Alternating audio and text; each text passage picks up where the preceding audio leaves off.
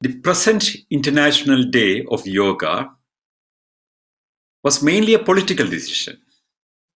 That we understand yoga as a turning and twisting of the body, as many people understand at this moment in any part of the world, or whether it is for the fine perfection of the human body or human mind, as many other people would propose, was not the consideration of United Nations when it's thought about an International Day of Yoga. In fact, in United Nations, every month, if you look at the list of the international days approved by United Nations, every month there are 15 to 20 international days.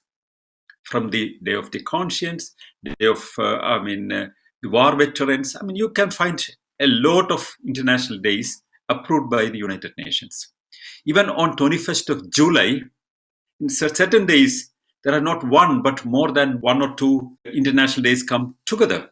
On 21st of June, when we have the International Day of Yoga, there is another International Day of United Nations also. That's the International Day for the solstice. Solstice is the day where the sun is having its longest presence in the northern hemisphere and the shortest presence in the southern hemisphere. In India, that is called a shift from Uttarayana to Dakshinayana, which means from one equinox to the other equinox, the Earth's turning begins at that time. So this is astronomically, on the way how Earth is seen, it's an important day. That is why it's the International Day of the Solstice. But the very reason that when this was officially declared, the major speech in by the Prime Minister also mentions that the day was opted because it was not only an invaluable gift of ancient tradition, but also it is the solstice day. So the Yoga Day of United Nations, or International Yoga Day by United Nations, is not because of any scientific merit of the idea of yoga, but simply because it was a political decision. The then Prime Minister of India, on his first visit to United Nations, on his speech, he mentioned yoga and he proposed this idea, and United Nations, and India's opinion is politically considered very important because India holds 18% of the global population. India is a very fast-growing economy, and India is considered an important part of the world. So an opinion officially coming from India would be seriously taken. And the idea was officially proposed by the Permanent Commission of India in the United Nations, and it was approved. So now, from 2015, we have the International Day of Yoga. Nothing against that. Nothing against that primarily. But the International Day of Yoga, when it is presented to sanctify, to show that it's an international event with a lot of importance, or it has some scientific importance, there is some serious problem with that. What is yoga exactly? So this many people would say that it's an invaluable old tradition. Yes, nobody has any objection on that. There are so many traditions in the world. But why this particular day should give, which has been a political decision, should give a more important position to yoga than it was considered earlier? Well, it's an important thing that yoga is practiced everywhere now. In many parts of the world, and also the Indian embassies all around the world promote the International Yoga Day, and it organizes in most of the countries an International Yoga Day. A lot of people come and practice yoga, and beyond that, you can see many yoga centers in many parts of the world, including United States and in the Western Europe. Many people consider yoga as an easy and light exercise. Maybe it's good for your body, many people consider. So I would say that the twisting and turning of human body as it is presented even by the yogi experts, becoming an internationally recognized United Nations Day, is nothing to do with the importance of yoga or its scientific sanction, but it was a political decision. And that shows the willpower of the leadership of India to bring into the global frame an idea that India has been cherishing for a long time. There is nothing more important that in the view of a rational point of view or a scientific point of view. Is yoga an ancient and time tested practice? If it survives through several centuries, certainly it may have some merits. Who started yoga and how did it become so popular? This question is asked by Ashwin Kumar from India. Yoga is considered to be very old. If you look in the internet, you can find that it existed something 5000 BCE or something like that, which means the Mohenjo-daro Harappa people would be doing yoga. There is no evidence for such claims. The systematic opinion about Veda, you can see some people try to interpret certain hymns from the Rig Veda or from Upanishads and try to say that that is indicating Veda. But there is no direct mentioning of the idea of yoga. And yoga was not considered so important in Indian tradition, before 19th century. It was considered as a way of, the body stretching, not by the common people. Yoga was considered important for those people who were the kind of people who would detach themselves from the day-to-day life, who would be the monks, the so-called holy people, the rishis, the sannyasis, all these kind of people would try to practice yoga, mainly because yoga does not give anything. When you are active in your life, when you have to do a lot of things, you won't be able to attain the objective of yoga.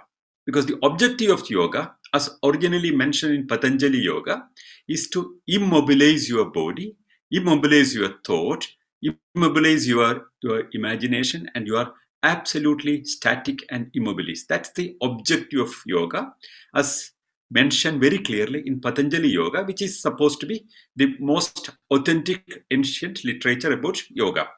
But who can do that? To detach yourself, to immobilize yourself. If you don't have to look after yourself and if you don't have to work for yourself, yes, you can do that. If yoga was mentioned, is actually meant for immobilizing, to become static, and with an asana, you control your breath, you control your body movement, you control your, the whole body movement, and you become immobilized and static. That is the fundamental objective of yoga. This was mainly practiced by the spiritual people, not by the common people. It became very popular in the 19th century, especially after Vivekananda has written a treatise based on the Patanjali Sutra. He has republished the Patanjali Sutra with his commentaries. And Vivekananda has been a person who has been taking a lot of ideas all around the world and in India also. And this has been a time of a new awakening of the ancient ideas and traditional ideas, a kind of a nationalism based on the Hindu thought has been emerging at that time. And he could contribute a lot to popularize yoga. The original 6 branches of yoga was what he was actually mentioning. The 6 yogas in Patanjali Sutra are Raja Yoga, Jnana Yoga, Tantra Yoga, Hatha Yoga, Bhakti Yoga, and Karma Yoga. These are the 6 yogas. And Raja Yoga is what is practiced by the people in power.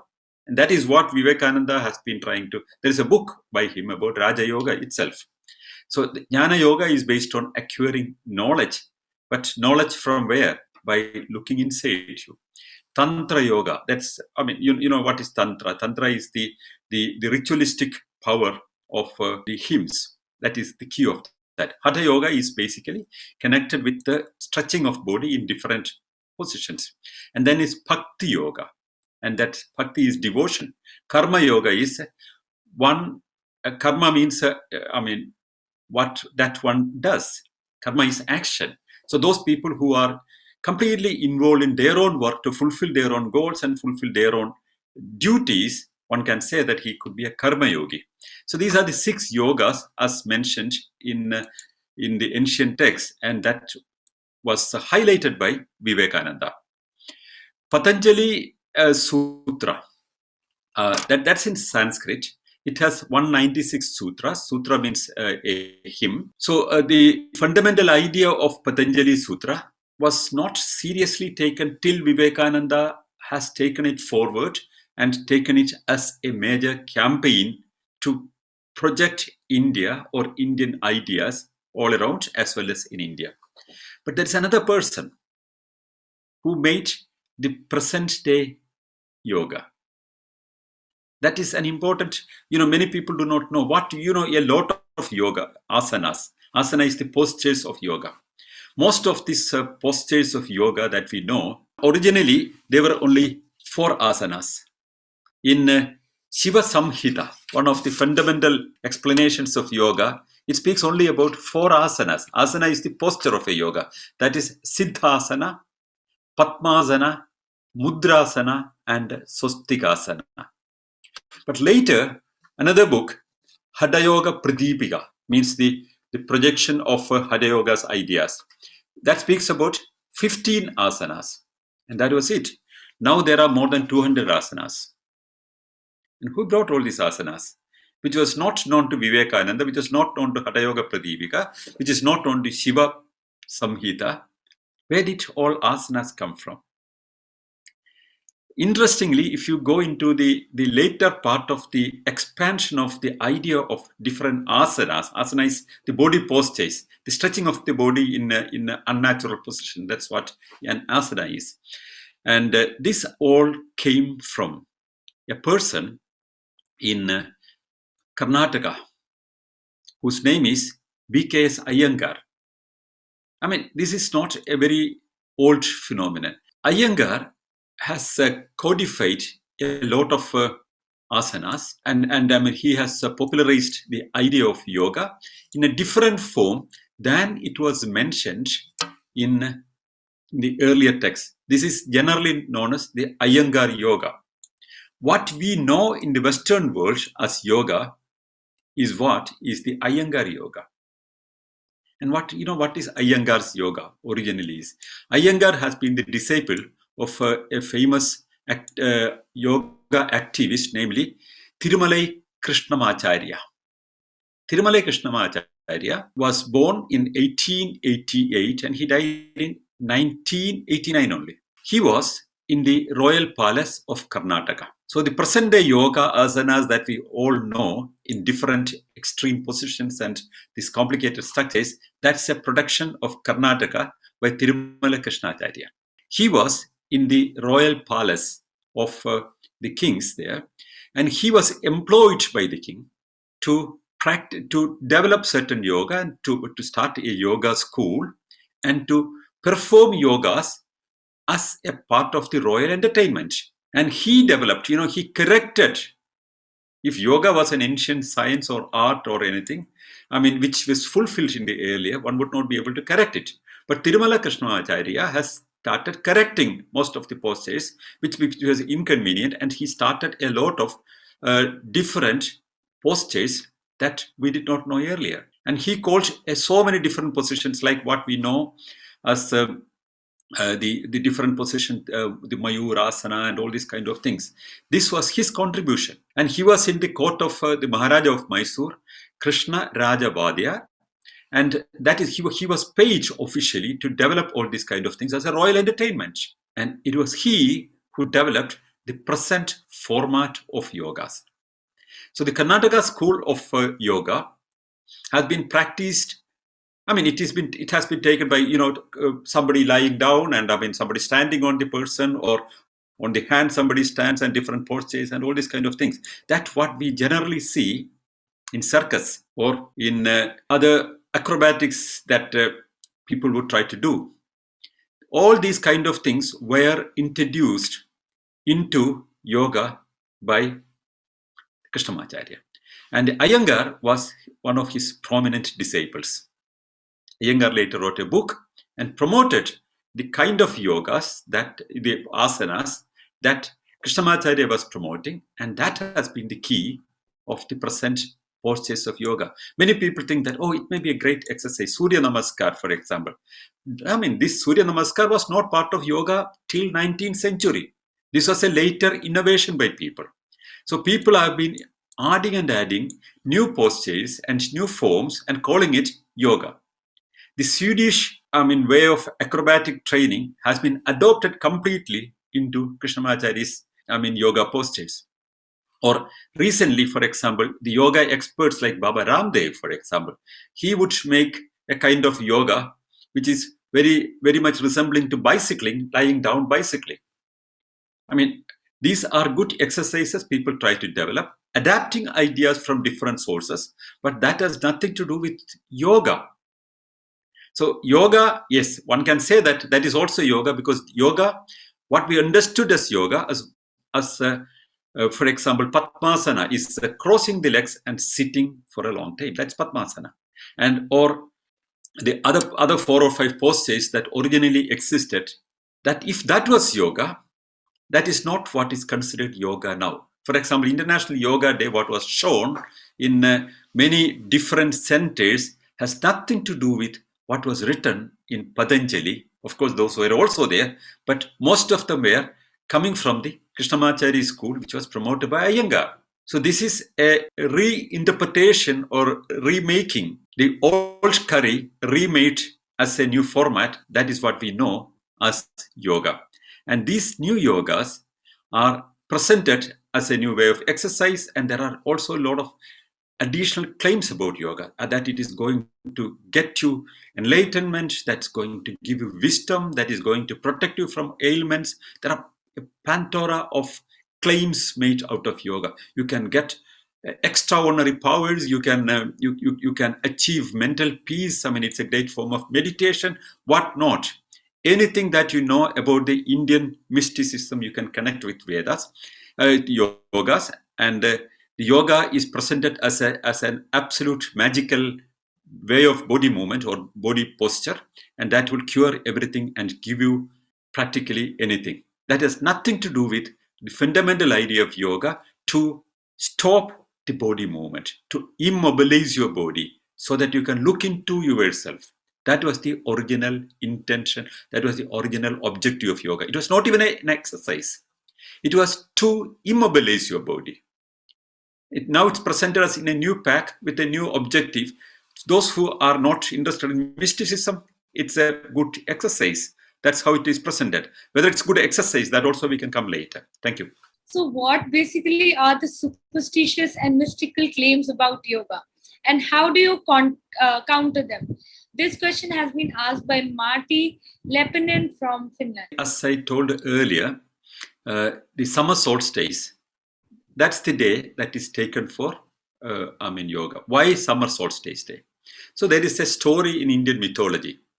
The Saptarshis. Saptarshis are the 7 rishis. Rishis are the saints. Shiva was doing all these postures, and the Saptarshis were trying to watch him, and everybody left, but the Saptarshis did not watch him. So he has been in this different position for 84 years, as per the story. And who are Saptarshis? Saptarshis are mythological characters. In Indian astronomy or even Indian astrology, Saptarshis are 7 stars. That's a set of 7 stars which are far off places, and that is connected together, and they look like some Indian saints or rishis, and we call them also Saptarshis. So it's a mythological story. Shiva is also a mythological character. So the connected story with it was originally invented by Shiva. It is a kind of worshipping Shiva. So normally, Shiva is considered to be the Adi Guru, the first Guru of yoga. That is the mythological idea of yogas. So, but the major mythology that is now in prevalence in connection with yoga is yoga can protect you from all ailments.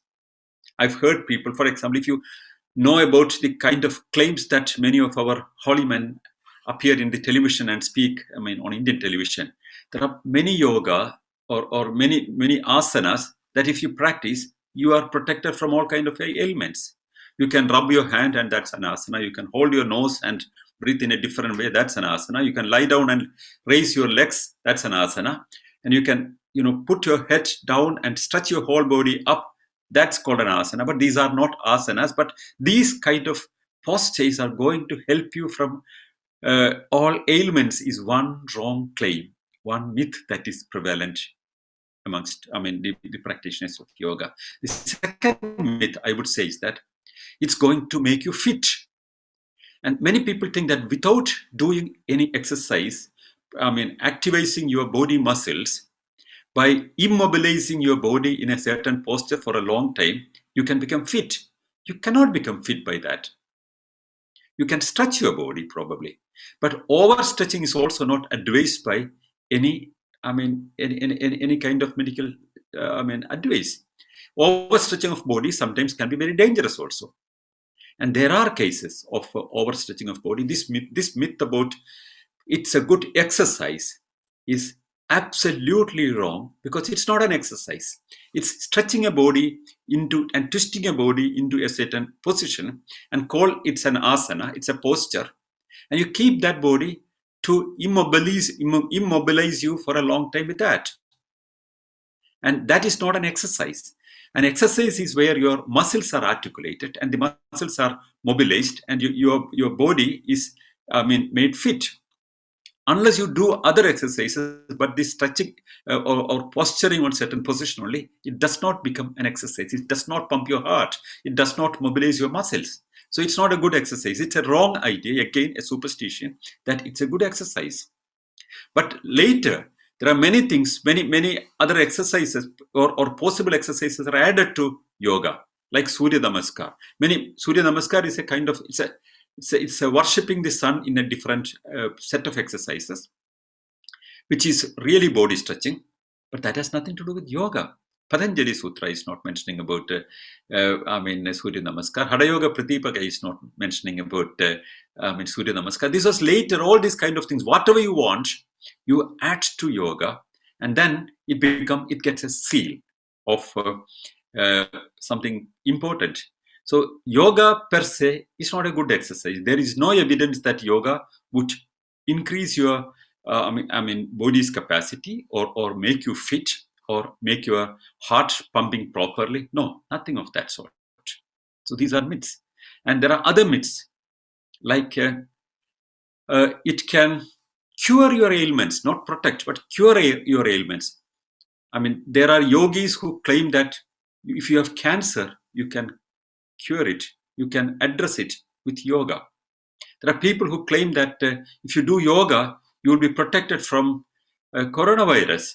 All these false claims come because yoga has more and more importance now, because it's promoted well, and it's a national campaign to promote yoga, and it's funded so heavily.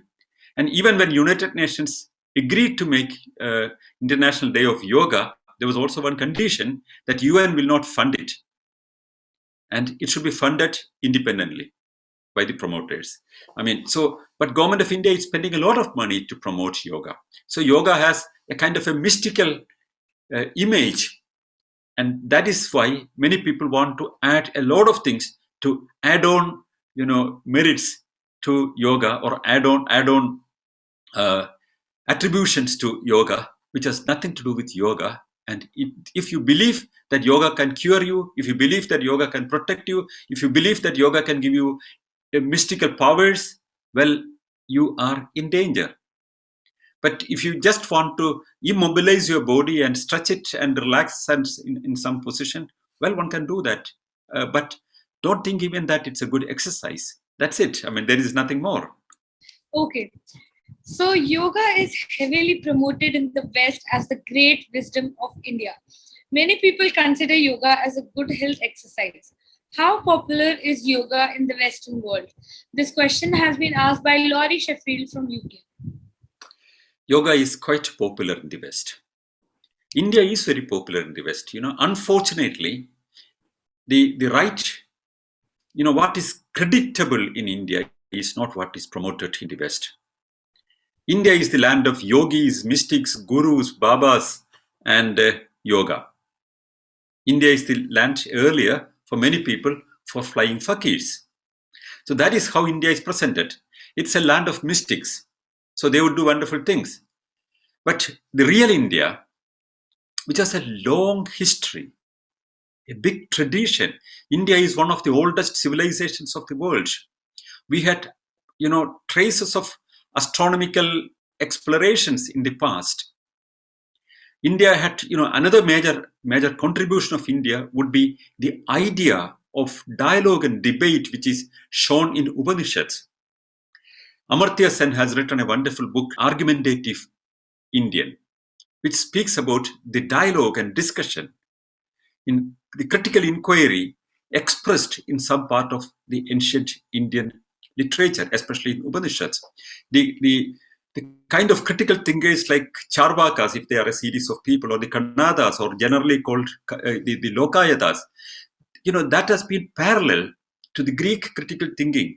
And the Indian critical thinking is not really getting, enough recognition in the history of thought, because we are not promoting India's great contribution to thinking, thought. We have a great contribution in the process of thinking and thought and philosophy. So Indian philosophy is blended with another idea which we call darsana. Darsana means, a kind of intuition or wisdom, which is not philosophy. But even the translation of philosophy in Indian language is darsana. But the philosophical content of ancient Indian text should have been promoted as a major part of India's tradition. For example, even in Rigveda, there are two major quotes which Jawaharlal Nehru in Discovery of India, mentions very strongly. One is, open your doors, open your windows on all sides, let light come from everywhere. This is a kind of openness to different ideas, not like to be a closed society, not like to be a closed way of thinking, but ideas being welcomed from all sides. That's one stream of thought which one can see in the Vedas. Another stream, for example, which Nehru starts one of his chapters in his, in Discovery of India, starting with, the exact wordings are not what I'm saying, but it means, where is the beginning of this universe? I do not know. And if there was a beginning, what was before that? If one identifies something before that, and what would be still before that? And who knows it? And who would say that one gets an idea about that thing? If one says that one knows about it, how can we trust it? That's a question which was coming as a hymn in Rigveda. This is one stream of Indian thought, that critical thinking, openness, inquiry. So also there are a lot of superstitions, lot of ritualistic structures, lot of absurdities in the ancient texts. But this tradition, that you can see in the Greek mythology also, Greek tradition also.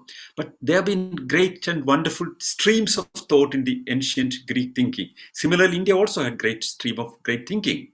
That is not promoted as the symbol of India. That is not showcased.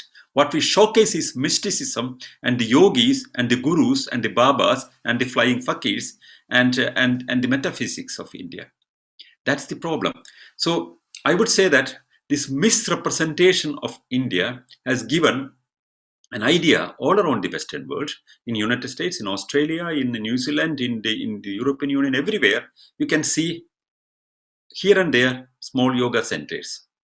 There are promoters of yoga who are mainly the kind of India watchers who are not scientifically oriented people, but who would be also following some guru or some baba and who would visit India annually. And these are the kind of people who are the India-looking people.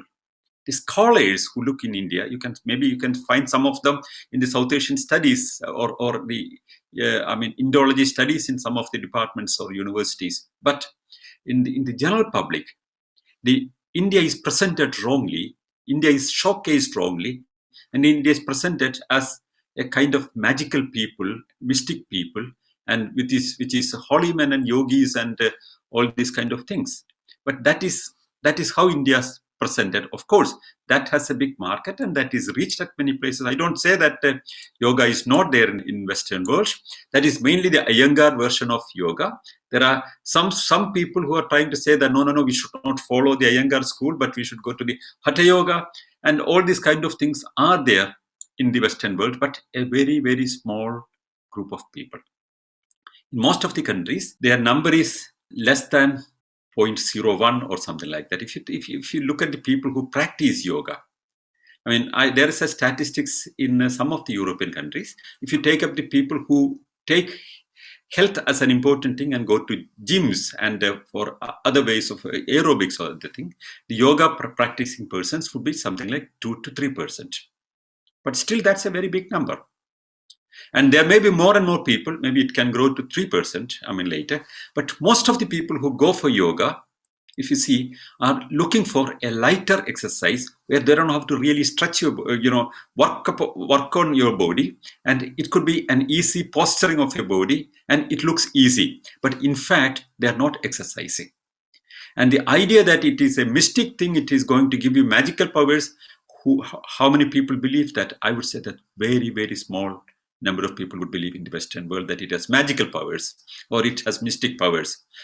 Some people mistake is as a light and easy exercise, and it has a kind of a feel-good atmosphere that these people give, and maybe with the special yogi Indian tea and I mean the Indian what you call the sticks that burns and the kind of smell all around, and some people may feel very close to India, but that's not the real India. That can also be India, but the real India is not showcased, and this kind of India, the mystic India, is what is focused. It has some following, certainly, yes. So the very last question that we have is by Ashutosh Mukherjee from India. He is asking, are there any known dangers in practicing yoga? Perhaps that's the most important question we should discuss. Is yoga safe? Is it a safe exercise? What you practice as yoga in the schools in India, most of them are very stretching exercises. And some of them can be dangerous, clearly dangerous.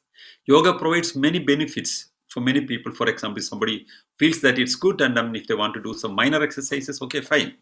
But it can exacerbate carpal tunnel syndrome, destabilize joints, and contribute to tendinitis. These are the three dangers that it is generally said. So for wrist health, for example, it avoids poses like the wheel. For example, in yoga, there are certain postures like a wheel. It can be very dangerous. So if for example, if you're practicing certain yoga with your head down and give all your pressure on your neck, that can carry big risk. For example, some of the yoga, what is very clearly is the carpal tunnel syndrome. It is one of the major problems.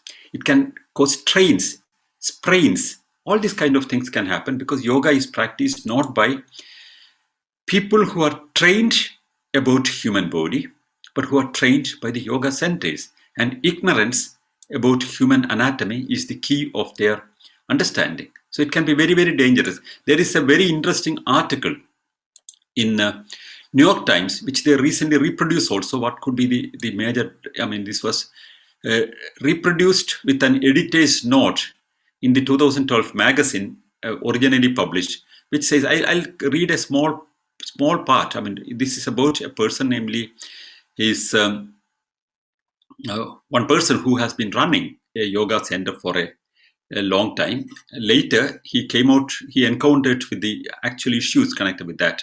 So he is reconciling the dangers of yoga with his own teachings.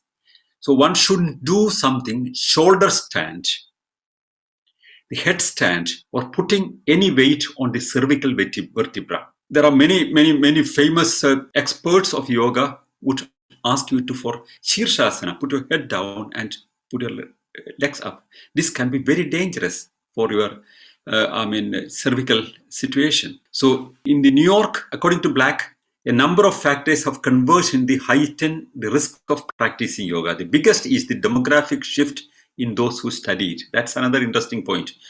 The Indian practitioners of yoga typically squatted and sat cross-legged in daily life. And yoga poses or asanas were an outgrowth of these postures. Now, urbanites who sit in chairs all day walk into a studio a couple of times in a week and strain to twist themselves into ever more difficult postures despite their lack of flexibility and their physical problems. Many come to yoga as a gentle alternative to vigorous sports or for rehabilitation for injuries. But yoga's exploding popularity has created more and more victims who wreck their health with yoga exercises. There are thousands of cases of people reporting about health problems after practicing yoga, especially those people in India, for example. They would sit, for example, sitting in different positions, like in Padmasana, cross-leg position. Many Indians can easily practice that, do that. But people who are not used to that can have a lot of problems. I can tell one example of one of my friends in Finland who was so much excited about India's mystic world. Matti Antila is his name. He was a very famous photographer. He walked all around the Narmada valleys, to one side to the other side, swim and came back and took photographs. And he's very well recognized internationally as a great photographer of India and India as an Indologist. Recently, he has again gone there, and and 40 years later, photographed the whole thing. His personal story is so shocking. He was excited about the yoga practices. He went to India at the age of 22, leaving behind his girlfriend, to become a yogi. And he could not find a right yoga practitioner for him. And then he finally got in that, and he sat in a cave, cross-legged, in Padmasana most of his time. And only when he has to fetch some food or water, he would go away to the nearest village and buy and come back, and spent almost 8 or 9 months like that. You know what happened? He could not walk properly after that, because this unnatural position for a long time has damaged the lower part of his spinal cord. He got a permanent problem with that. And he's still taking medicines for pain, because he was on an unnatural position for a long time. So this is a good example of, if one believes that these certain positions are going to give you mystical powers, or your body is going to be fine-tuned, sometimes you can be in danger. But if one practices some small exercises in the name of yoga, I would not have any problem. But the moment you stretch your body unnaturally and twist it in difficult positions, thinking that that's going to be a great exercise, or that is going to give you much more power, you are in the wrong track and wrong road. The popularity of yoga, or the international recognition of yoga by getting it approved by United Nations as an international day, does not give any more importance to yoga in the eyes of a thinking person. Yoga can be practiced, but promoting it without base and presenting it as the biggest tradition of India could be a wrong signal given. Well, I think we're done with the questions. Thank you for answering all of them. And now I think we can move on to the participants, and whoever wants to ask the question, please raise your hand from the hand icon tool down below. And I request you all to be precise with the question, and preferably start your video before you ask the question. We have Mr. Kunjathur. I can't see the 1 second. Yeah. So we have Dr. Nia Ashok Kumar with us. He's raising his hand for a while now. So I would ask you to unmute yourself and ask your question. I am Dr. Ashok Kumar, a psychiatrist from India. National Institute of Mental Health and Neurosciences, Bangalore, is promoting yoga very much, and it is promoting just yoga pseudoscience as a science. A lot of religious psychiatrists entered institute. They are making yoga as a panacea. It can cure all mental diseases. Such type of wrong signal being given from prestigious psychiatric institutes. Does Humanist International have any program to counter NIMHANS Bangalore to stop such nonsense? Well, that's an important question that you said. The official institutions. So, for example, NIMHANS is a center where the human mind is. It's a neurology center, as I understand. So they should not. It's none of their business to promote yoga. And if you promote yoga, of course you are supported. You can have projects, and it may be financed by many of our ministries, and it's a national program to promote yoga. But the problem is, the moment you say that yoga is a science, one has to categorically and clearly say that it's a pseudoscience. it's a pseudoscience. But if it's a way of body stretching and which many people would like to practice, yes, that can be, there is no objection about that. But the moment you try to say the word scientific to that, one has to clearly address this at pseudoscience, because it's not science, it's a pseudoscience. It's a kind of practice that many people have been doing.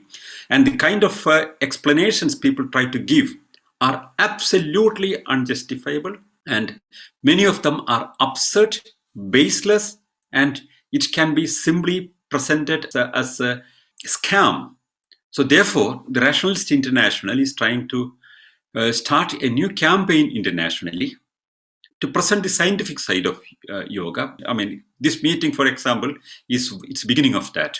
We would be making a series of lectures, and we will be presenting it in the international forum, and generally try to build up a new awareness about yoga. It's not going to be anti-yoga or anything, but a clear scientific understanding about yoga to make yoga in its right platform. And whenever somebody is trying to promote it, which are not on the basis of reality, but on the magical ideas, that has to be curtailed, that can be stopped, and more scientific-minded people should come and speak about it openly. So we will start that. Thank you. Next, we have Mr. Kunjatu Chandrahasa with us. Sir, please unmute yourself and then you can ask your question. Thank you very much, Sanal, for the presentation on the yoga and about its scientific aspect and myth. See, one thing I fully agree with you. It is evolved over a period of time, and it is accepted that it is a good form of exercise in some of the yoga asanas. Otherwise, it has nothing to do with the mysticism or divine, even though many of the people promote it as a tool to the correlating the mystic aspect and the exercise. It has nothing to do. It is a purely a form of exercise only. The other aspect, one thing you did not mention is there is one another portion called pranayama, which is a breathing exercise, and that is also in various forms are available, and that is harmless, because in yogasana, as you said, a lot of stretching exercise can be very dangerous also. But here, in the breathing exercise, no such things. And it may definitely help.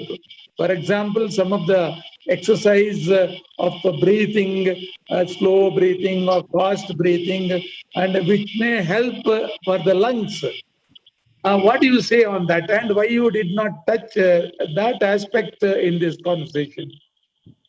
Yeah, thank you for that question. I thought, we will have another session on meditation. I thought I would come on this because pranayama and all these kind of breathing techniques are connected with more on meditation also, because there is where is pranayama in yoga? Patanjali Sutra is not speaking about pranayama, and the Shiva Samhita is not speaking about pranayama. And none of this, for example, Hatha Yoga Pradipika is not speaking about pranayama. Pranayama is a different thing which is generally connected with the meditation. But anyway, since you mentioned about pranayama and the breathing exercise, generally it is believed that if you breathe repeatedly very fast, or if you breathe very slowly, that can be very good for your lungs. So if you do it a few times, taking a lot of breath and expand your lungs and releasing it 20 times or 40 times, during an exercise, that's okay. But if you do it continuously for a long time, there's a very strong, dangerous impact. If you breathe repeatedly in a certain form which is not natural, the oxygen that goes inside is what is, it's distributed to the body through our blood circulation. And when you have a different order of it, which is articulated to the body, it can have an immediate impact of it. Like, for example, in many kind of breathing exercises, in meditation, which will come in another meeting, exclusively on meditation. Okay. When you control your breath, what happens is the oxygen supply to your brain is reduced. And when carbon dioxide, if you hold breathe, or if you deep fast, again, the balance between oxygen and carbon dioxide go wrong. And then immediately there is a blockage of regular supply of oxygen to your brain. That doesn't look immediately very dangerous, but when you have less and less oxygen to your brain, you would start getting hallucinations or great ecstasy. So many people who are doing this breathing exercise as part of their meditation are getting a kind of great happiness, which they call Akhanda Paramananda. That's what they call it. Ananda, happiness. And Ananda is explained, this Shiva Yogi has written about that. Ananda is the happiness. When you eat food, you have happiness. When you see your friend, you have happiness. And when you see a place that you are very happy, you have happiness. And Paramananda is the great ecstasy that you feel in certain moments of your life. For example, if you are dipped in water for a long time and suddenly when you are taken out, when you get air, what you feel is a Paramananda. The other is the orgasmic pleasures of people. That's Paramananda. Okay, this Paramananda is for momentary only. When you get breath, it's momentary only. Or orgasmic pleasures are for momentary only. Akhanda Paramananda is unbreakable, eternal feeling of this great ecstasy. And that can be achieved only by your breathing control, is what is explained in meditation. And what is that experience? That is what your brain, when there is not enough supply of oxygen in your brain, you start getting first hallucinations, and eventually your brain is in a kind of, a kind of blissful feeling. You start seeing lights and great experiences and all these kind of things. But that is actually destroying several neurons in the process. That's not very wise. That's not good. That is why the kind of breathing exercise, the so-called breathing exercise. In modern exercise, when you speak about breathing exercise, it has a pattern and it's limited to a certain time only. How many times you can do it? 20 times, not continuously for a long time. And that also you are doing as part of your body movement along with that. But when you sit idle without any body movement and control your breath in different positions, what happens is it may be initially good for your lungs, for the first 20 times or something like that. But eventually you are getting into a mystical world which is out of reality and think that that's a great ecstatic experience. That is the primary, another kind of misunderstanding about human body, which was, they got the experience and they thought it's a great, wonderful experience. That's one identifying with the universal spirit while still alive or something like that is what many people thought. So this is one potential danger of repeated breathing exercises which are not scientifically substantiated. Pranayama is one amongst them. It has a lot of popularity, but one has to be very open to speak about that. Pranayama can be dangerous for your health if practiced continuously. Except that it is for an agitating mind, it may give some calmness. To that extent, okay, you should accept it, I think. Yeah, of course. For calmness, the best thing that is always advised is listen some light music and sit or lie down. That is what is generally. So then your breathing is natural. Yeah. So when you breathe unnaturally, when you brisk breathe or slow breathe and hold for a long time, those are unnatural. To relax your body, what you need is a natural relaxation, where breathing should be normal. When the body goes cool down, and it should have its own breathing as the body requires. Not that we control the breathing in an unnatural way. So, calmness is good. So the word meditation is, very much mistaken by many people. What one needs is calmness, relaxation, and a kind of a peaceful mind. That is all very important. But let's not mix up with the meditative mind. Meditation people generally try to mix up the importance of, having calmness, having a peaceful mind, relaxed mindset, coolness. All these kind of things are important. But that all we can achieve without stretching, our breathing structures and, interfering into the breathing, rhythm of our body. We can do that just by relaxing.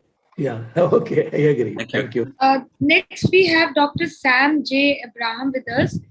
Please unmute yourself and proceed with the question, sir. Thank you, sir, for this session.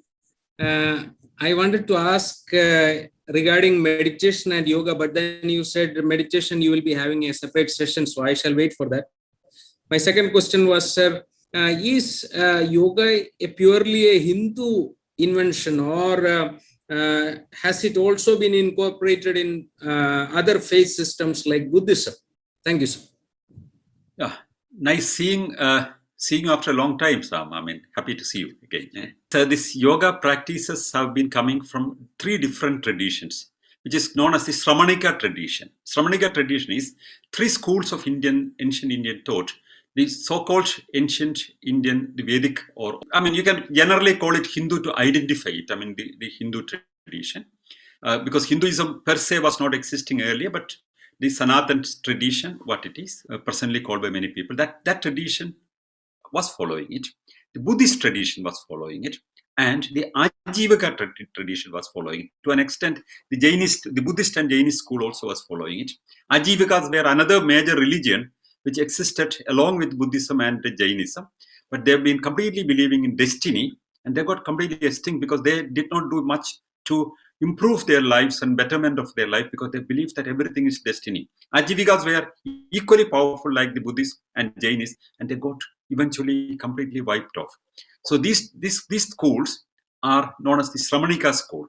The Sramanika school was the proponents of the idea of yoga. So this was scattered in different thoughts and thinking. This was followed by all the major Oriental school was following it, despite Hinduism.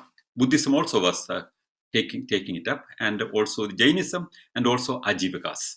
Okay, so the last person that we have for today is Mr. Manoj Lal.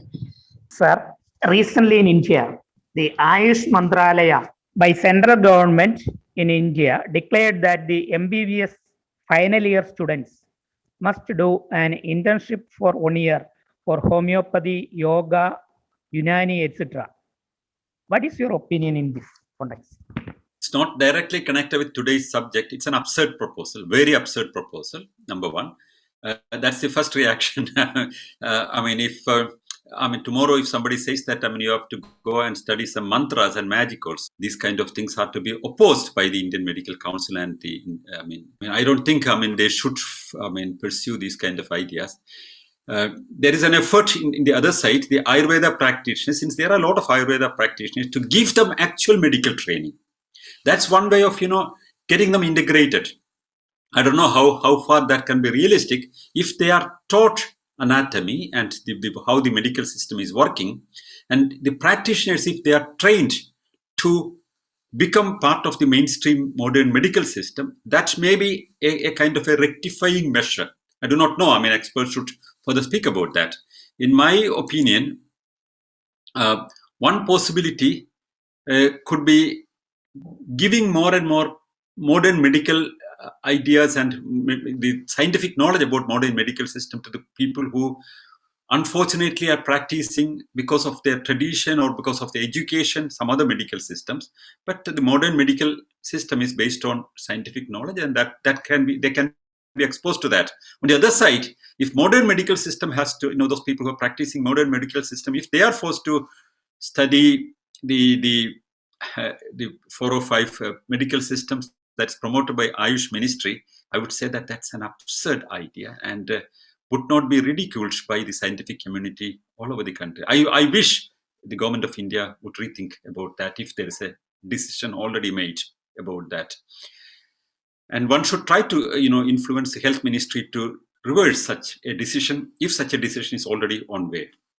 Let's speak about that in another day, but that's not part of today's theme. If that's true, I've read the news, but I haven't seen the official document about that. It's an absurd idea. Thank you. And now we have Ravish Khare with us. So please proceed with your question once you unmute yourself. Okay. I think this, you didn't mention one person who actually in modern times who had, in India especially, who popularized yoga is Ramdev. So I don't know, I think you didn't mention, because whatever yoga we know, living in India, we only see Ramdev all around on TV everywhere. So, but he's the one who is popularized and he does all kind of antics on TV. So I thought I'll mention that. Uh, and then we have, there was Dr. Ashok Kumar who, was talking of someone promoting some pseudoscience now, and what can any humanist do? In that case, I would say that the biggest pseudoscience are the religions themselves. Now, what they are, they have been given freedom, in the Constitution itself. Until we address that, I don't think we are going to, because that we have to start at the root. If we don't start at the root, we are not going to go anywhere. Picking this superstition, or one superstition there, and going in rural areas talking against Jharkhand and all, that's not going to really help until we attack at the root. If we don't attack at the root, I will never associate myself with that, because without the root, with the root existing, all these things will remain. So these are my thoughts, which I thought I will. I didn't understand the second part of the mystical explanations that you made about the kind of things that you. I really did not understand the second part. The first part I certainly understood about why I didn't mention Baba Ramdev. And who is the other person? Dr. Ashok Kumar?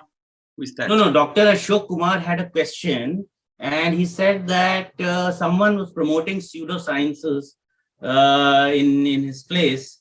And what can humanists do to address? Okay, that's another question of somebody. So I was responding on that, and I said that the biggest pseudoscience are the religions themselves, and that's the root.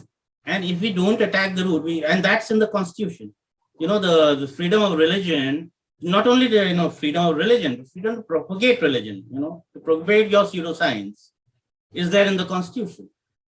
So if you can propagate one pseudoscience, then the question of promoting another pseudoscience, and there are lots of pseudosciences. So until we attack the root, it's not going to work. And I wouldn't really associate myself until we directly hit the root. Yeah. If you associate or not, that doesn't make much of a difference when we think about larger policies. But of course, that's important. Anybody associating or not. If one straight away attack religion, that's the only thing that we should always do. I mean, now we speak about this religion, and we take all our hitting equipments and hit on religion all the time. No, we have to speak about various aspects of different things, because the understanding of things on the finest details of things are important. Because all the time, like a rhetoric, we speak against religion and religion and religion. That's not the only thing. Knowledge is of a wide area, and the misinformation is on a wider area, and we have to address them one by one. Religion is an attitude, it's a mental attitude, which we have to address in different formats and different ways. The wide areas of wisdom are to be explored, number one. Number two, see, when yoga is to be addressed, yoga is not to be addressed as a part of faith or religion, because yoga is not taken by everybody as faith or religion, or part of one religion only. It's practiced by many people who do not practice Buddhism or Hinduism also. It's understood by many people as one of the best ways of exercise. And many people think that it will give mystical powers. That's what we are speaking about. That's the topic of today. That's what we are addressing today. And secondly, why I did not mention Baba Ramdev is, see, if you have been from the very beginning in this meeting, I've explained in detail how, for example, the idea of yoga that was practiced in ancient times and from the Krishnamacharya time, how it has been reinterpreted by different people, and why, for example, the Iyengar school has presented a lot of asanas as part of yoga, which was never existing earlier. Now, it was not in Patanjali Sutra, which was not when Vivekananda was speaking about Patanjali Sutra, which was not in Shiva Samhita, which was not in Hada Yoga Deepika. Still there are many more things which came from Krishnamacharya to entertain the king in the royal palace, that he started some circus exercises and took from the Swedish circus schools and from other schools, and even dancers from Karnataka. They do a lot of things, stretch one pedi and one person down, and one stands on the other person and two persons standing on two hands, and these all are circus exercises and call them all yoga. This kind of exercises being presented as yoga is what is understood as yoga in many places. And what Baba Ramdev is doing, what he does, though he has an institution, namely Patanjali, his corporate company is not Patanjali, but the Patanjali school of yoga is not what he is practicing. That is the case, fundamental school of yoga. Even that is not scientific, that's another thing. But his exercises, for example, I mentioned about Baba Ramdev's new innovation, the bicycle yoga. That's his personal innovation, a yoga. Lying down and put your legs up and then move the legs like a bicycling. And that's a good exercise probably for your tummy reduction. But that's nothing to do with yoga. So any kind of exercise that you find good as a as a person who's a trainer, and if you call that a yoga with a new name, Iyengar has given enormous different names for different body postures, which are mainly from the Swedish school of acrobatics and circus. And he gave Indian Sanskrit names for that and called that all asanas. That is what Baba Ramdev is doing. Many of them are also from the past, but many of are his own innovations as exercises. Baba Ramdev is a very innovative person. I've once heard, when I was in India, I still remember, in one of these morning television programs, he says that when people are graying very fast, there's a very easy way. What one has to do is one has to close the fingers like this and rub like this. I heard him personally talking in the television. And 2 weeks later, when I was going in a metro, I found many middle-aged men, slowly graying, are all rubbing their fingers like this. This is the kind of misinformation these people are providing. He is one prominent person who spread a lot of misinformation when H1N1 virus was, spreading in India. All over the India, the health ministry and everywhere, we have been trying to stop communication, asking people to use masks like we have when the corona pandemic began. That was a kind of a dangerous situation at that time. And Baba Ramdev came in the television and said that if one chew basil leaf, tulsi, as in India said, in the morning, then that will protect you from H1N1 infection. And you know what? The then Delhi government, or was it the Metropolitan Council, I don't remember, they have started distributing tulsi or basil leaves in the morning because it was very popular and people wanted it and free of cost in different places. I've written an article at that time about that. So Baba Ramdev is an interesting person because while doing all these kind of misinformation and absurd ideas at one side, sometimes he speaks very reasonably also. He's staunchly opposing astrology. That's another side of him. He's staunchly opposing astrology and get the wrath of the astrologers because of that. On the other side, he spread a lot of misinformation.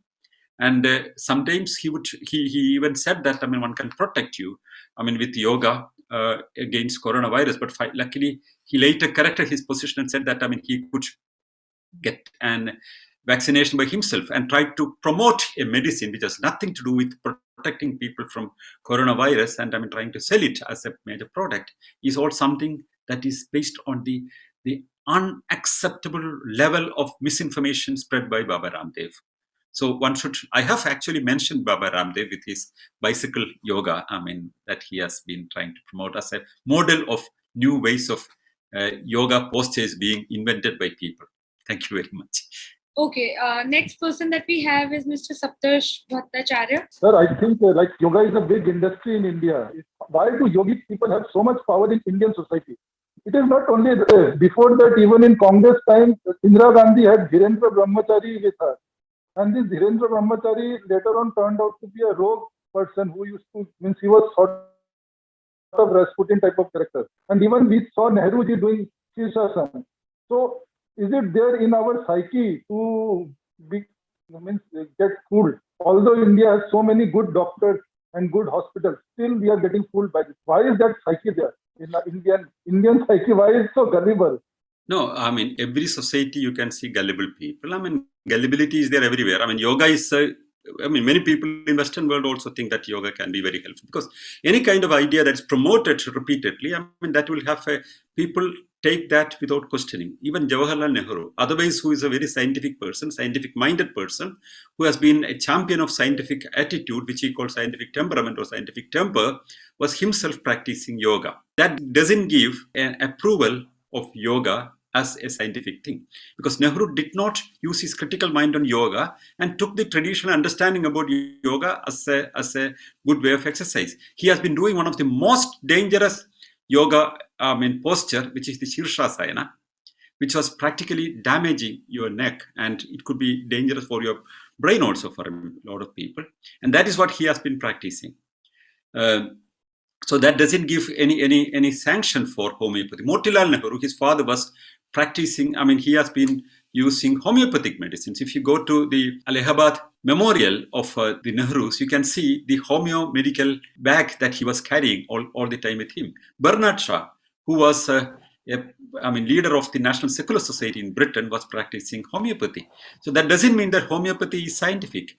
So people believe in things when it is not under critical scrutiny. Normally when things come under critical scrutiny only, then people try to understand it in a different way. Otherwise, generally, when it is generally accepted, one may think that it's okay. But when it is questioned, when it is critically scrutinized, then you can understand if it's not acceptable. So many things. If Nehru was alive now, he would be understanding what is the dangers of yoga and he would be speaking against that. Or if Bernard Shaw was living now, he would understand the absurdity of homeopathy and would speak about that, is what I think. But one has to give certain, what you call, relaxation about our judgment, considering the times that they have been living in also. Secondly, making it, what you call, purifying in your language or correcting yoga or putting it in a new cloth and presenting again. That is what, in fact, Iyengar has been trying. The Iyengar school was trying, not the ancient postures of yoga. There was only immobilizing people. And when Surya Namaskar was added to yoga, especially when Surya Namaskar was popularized by the awakening New Hindutva, it was also incorporated into yoga, which was never a part of yoga earlier. But that's now considered as a part of yoga, because yoga is added with a lot of new things, including the Swedish circus exercises, and all are part of yoga with different Sanskrit names. But still, most of these exercises are not meant for the common use of normal people. These are not meant for that. These are, if somebody is training circus and doing some extreme postures, well, one can train that. Why should normal people in the normal course of life do such things and touch their bodies in a dangerous way? Instead, one should have a public awareness about this thing. If yoga is considered important by people, building a public awareness is the most important thing.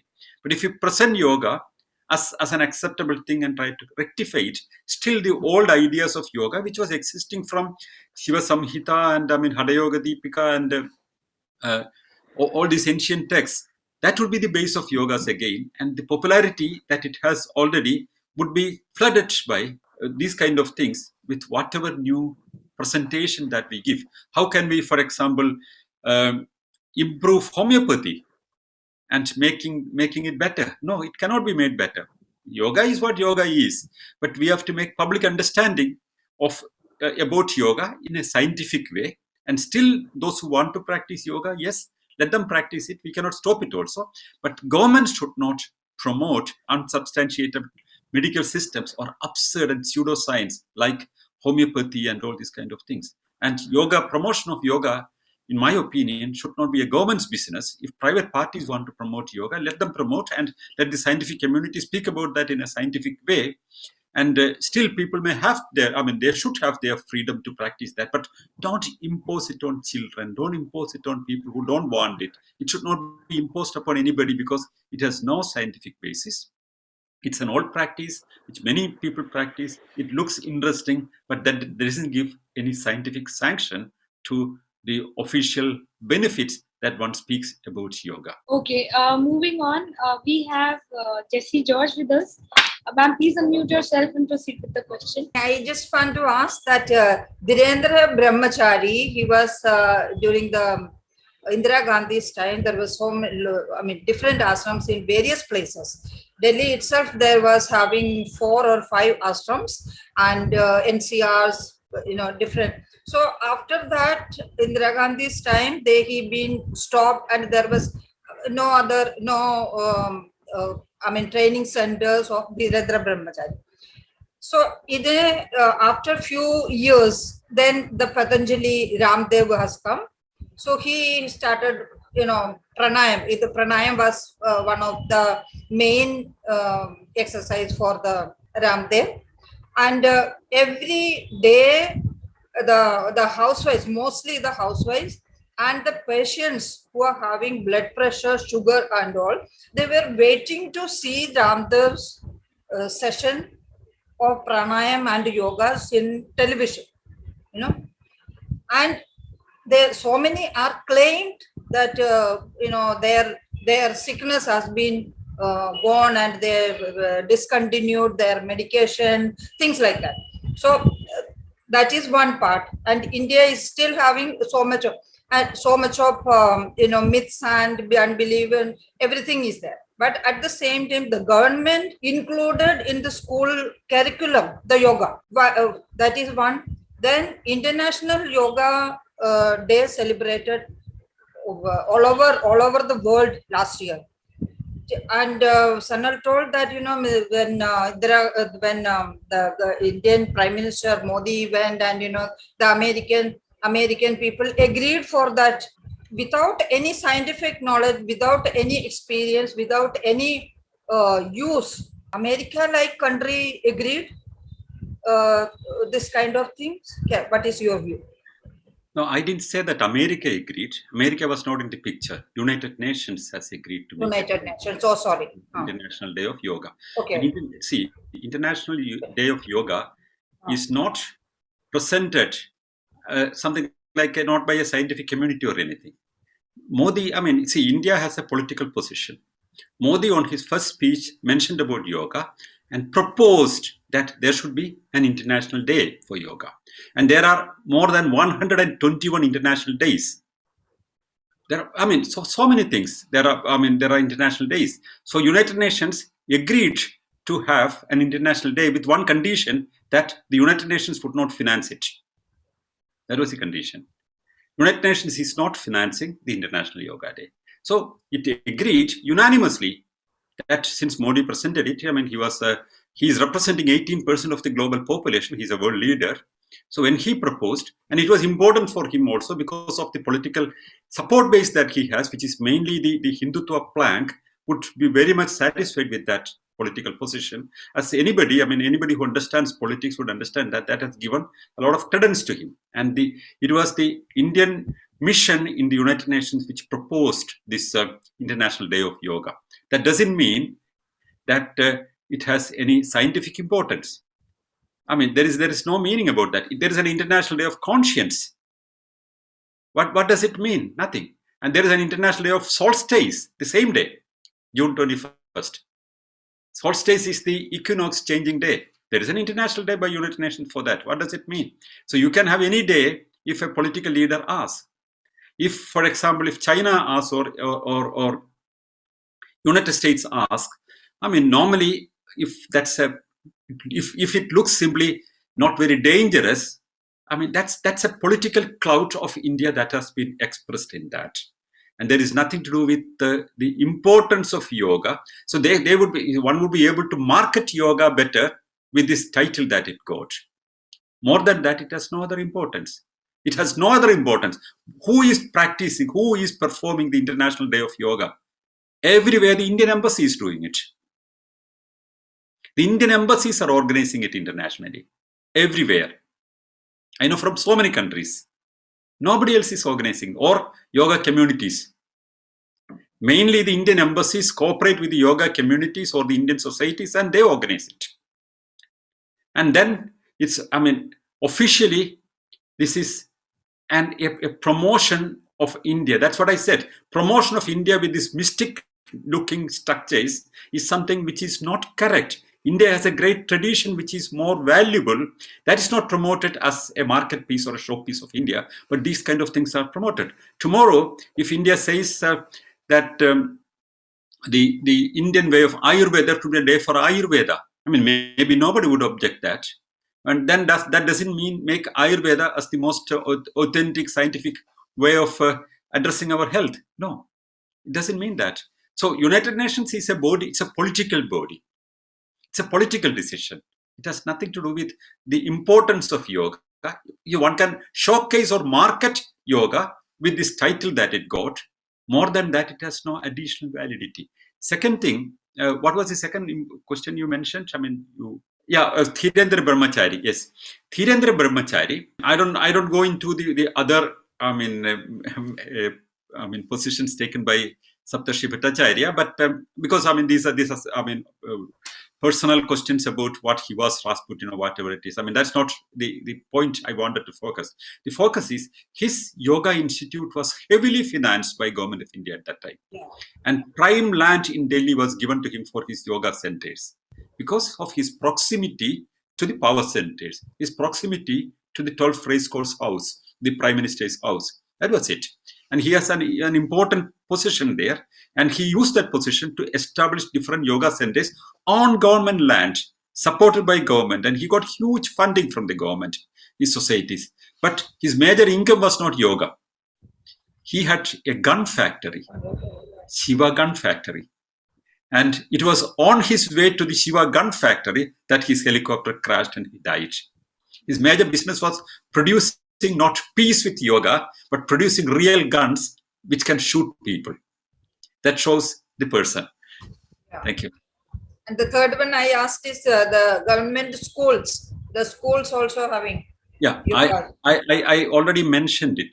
In my opinion, government should not impose these kind of things in schools. It's a wrong decision. But school curriculum is not decided by the center. The education is a state subject. The major positions are divided into the state subject and national subject or concurrent subject. The different areas are divided like that. And education comes under the state. So if any state, if it is there, that's the state government that has done it, not the central government. Thank you. All right. I think we're done with the questions now. I'll just scan through the videos once if I can, see. Oh yeah, we have iPad with us who wants to ask a question. iPad is Mrs. Matthews. Yeah. Yoga is practiced most all over the cities in the United States. Okay, and it is not free. There is a fees on it. And the YMCA I go, there is also yoga given, but I don't take that class because I know stretching is not good that much. Most of the people come over there is retired people, and they take this class. I thought a couple of times to go and talk to the supervisor. Don't give this class to these poor people. They may injure. Occasionally. Not in your class, other classes, when they stretch, they have broken toes and things like that. So since Mr.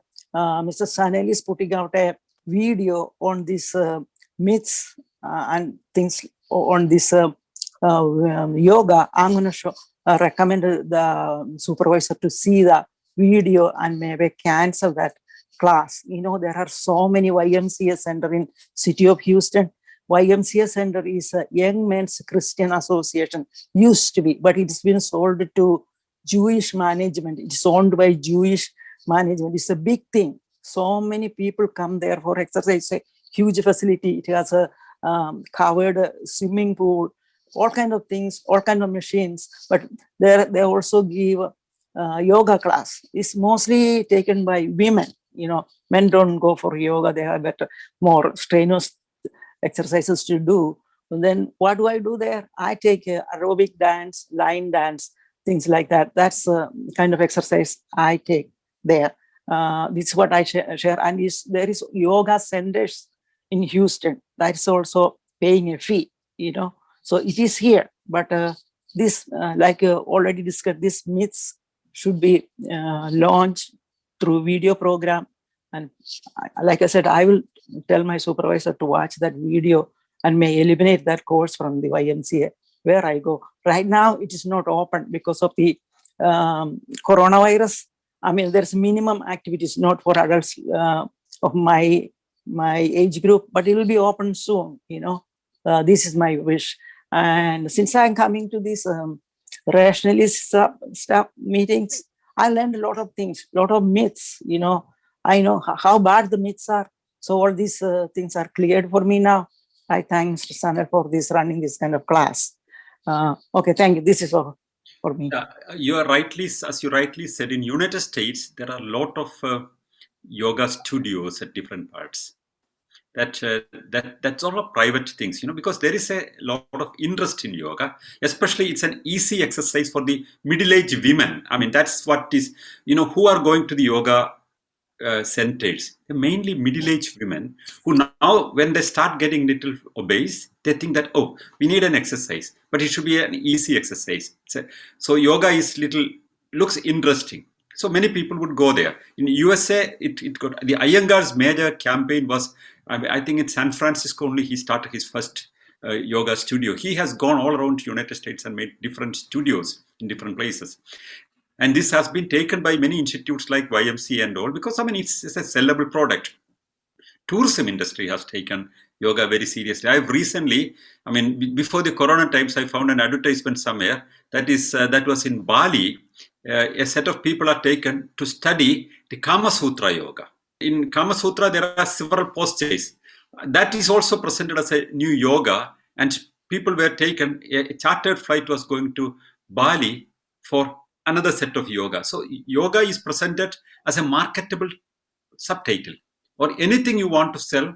You will get a mystic looking or people who are looking for mystic solutions for things.